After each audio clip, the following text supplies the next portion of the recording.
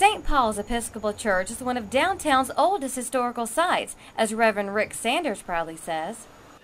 I love this place, and one reason is because the city of Augusta started where I am standing.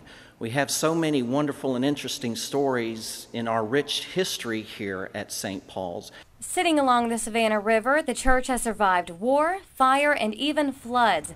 It's been rebuilt 4 times, and some tombstones have been damaged. You can see the damage above the ground. But there are some graves that you can't see on your average stroll through the cemetery.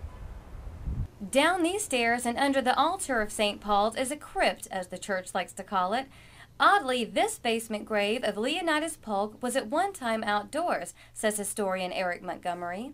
Actually, originally he was not buried under the church as we are now, because the church, the previous church burned in 1916, and when they built the new church, they extended, they put it on the same foundation as the one that burned, but they extended it.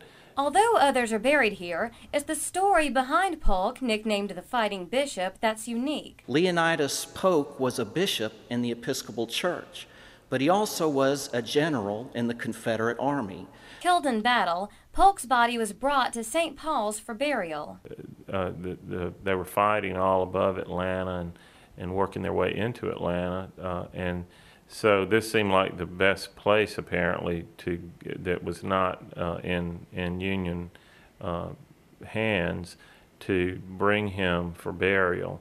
In 1945, Polk and his wife's remains were exhumed and returned to the Christ Church in New Orleans, but they didn't get all of them. We had a sexton or groundskeeper at that time whose name was Mitchell Tyler. Mitchell Tyler went down into the crypt and helped them recover those bones. Mitchell Tyler said of the incident that, oh yes, they came around here and dug a bit and got some of the bishop, but I believe most of the bishop is still here. Now the crypt doubles as an archive room, where more puzzles are being pieced together about the church's history. In downtown Augusta, Ashley Campbell with the Metro Spirit.